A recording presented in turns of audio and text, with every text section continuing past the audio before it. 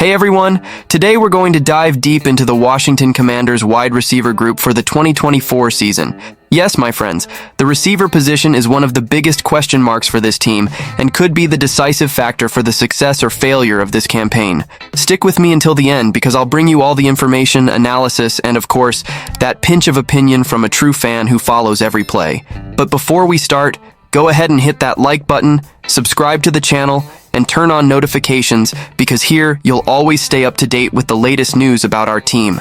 So, are the Commanders ready to face the challenges of this season? Let's find out together. And don't forget, in this video we have two incredible news items. To start, when we talk about wide receivers, we can't help but begin with Terry McLaurin. The guy is simply a monster on the field. Last season, he caught 79 passes for 1,002 yards, scored 4 touchdowns, and achieved 47 first downs. With an average of 12.7 yards per reception, McLaurin is the type of player who can make a difference even with inconsistent quarterback performance over the years. Since joining the NFL in 2019, he has been a key piece for the Commanders. So, will he continue this performance in 2024? Only time will tell, but if he stays healthy, you can bet the production will be high again. Now, we can't be all optimistic, can we? The reality is that the departure of Curtis Samuel and Jahan Dotson left a hole in our offense. Samuel, who went to the Bills, had a solid season with 62 receptions for 613 yards and 4 touchdowns. As for Dotson, who wasn't on the same page with the coaches and ended up being traded to the Eagles, he totaled 49 receptions for 518 yards and also 4 touchdowns. So now, who's going to fill these gaps? That's the big question hanging over the Commanders. Do we have someone in the roster capable of replacing them adequately? Speaking of which, Dyami Brown is a name that has generated a lot of discussion among fans. In the last 3 years, he hasn't shown what we expected from him. It's true that he had some flashes of talent, but nothing consistent.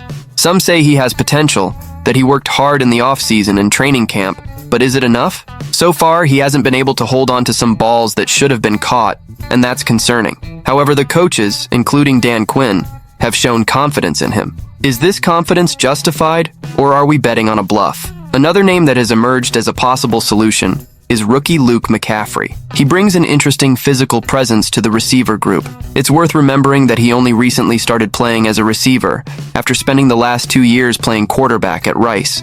In other words, we're talking about a player who is still developing in the position but already shows good potential.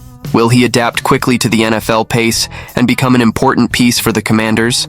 That's something only the field will tell, but it's an interesting bet to keep an eye on.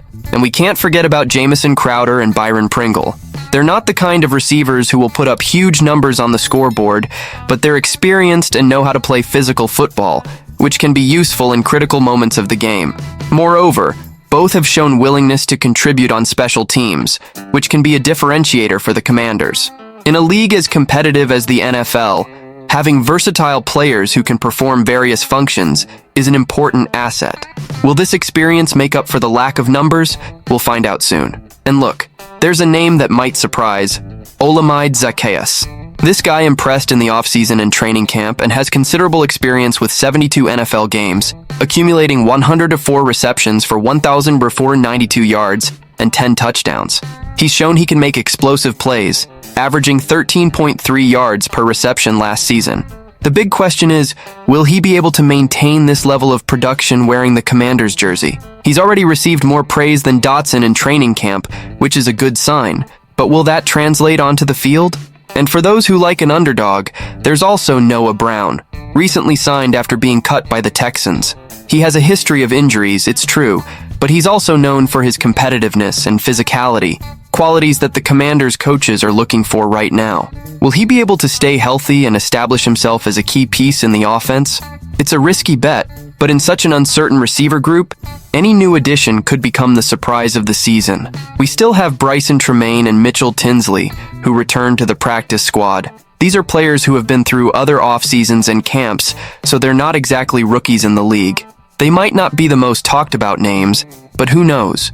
They might emerge as interesting options throughout the season. Football is full of stories of players who came from the practice squad to shine in decisive moments, and we never know when one of these stories might happen with our team.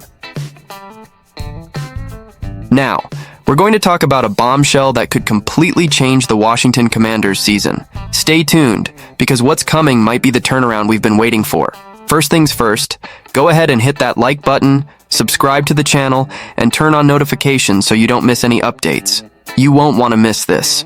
Alright folks, we're here to discuss a potential surprise that no one expected for the 2024 NFL season. The Washington Commanders have a new structure. The franchise is ready to take a leap this year, but will it actually happen? Well, it's all going to depend on a few factors that we're going to break down here today. ESPN analyst Dan Graziano brought an interesting perspective. The explosive combination of our running backs, Austin Eckler and Brian Robinson, could guarantee no less than 100 receptions throughout the season. That's right, you heard it correctly, folks. Now, let's think about this for a moment. Graziano's prediction isn't just mere speculation, but a well-founded analysis, and it makes perfect sense when we look at what's happening on the field. Quarterback Jayden Daniels is going to take command of the offense, bringing new energy and a playing style that could align perfectly with Eckler and Robinson's skills. But is he ready for this challenge? That's the burning question on every fan's mind. Moreover, offensive coordinator Cliff Kingsbury is entering his first season with the Commanders. He comes with the mission of adjusting the team and exploring these players' maximum potential.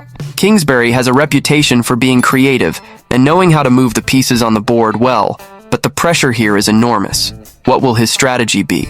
Will he focus on a more aerial attack or prefer to bet on the running game? That's what we're going to discover together, game by game. And that's exactly what Graziano highlights. He mentions that with Jayden Daniels' arrival, there's huge hype surrounding the new quarterback's potential. But at the same time, there are doubts about our offensive line and receiving cores outside of the great Terry McLaurin. These uncertainties might cause the Commanders to use their running backs more to compensate. And that's where the Eckler and Robinson combination comes in. Just imagine Daniels relying on these two to guarantee yards and keep the offense moving. This brings us to a crucial point, the adaptation of rookies. We have receiver Luke McCaffrey and tight end Ben Sinnott, who are still adjusting to the NFL's pace. It's expected that Daniels, while they get accustomed, will opt for safer and simpler plays, using Eckler and Robinson as safety valves. Both showed last season that they have sure hands, Eckler with 51 receptions and Robinson with 36. And now, with the change in dynamics, the expectation is that these numbers will grow even more. But folks, is this alone enough to take the team to the playoffs?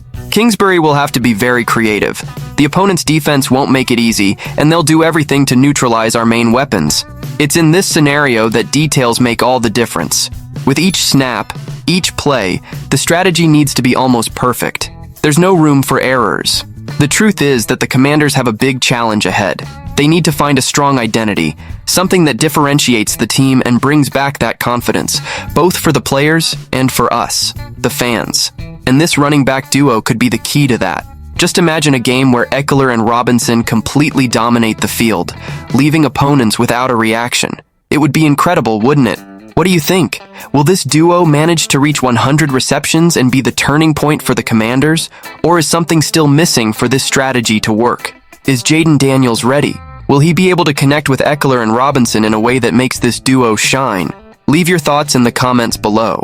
And of course, don't forget to subscribe to the channel and turn on notifications to stay up to date with everything happening in the world of American football and our beloved Commanders.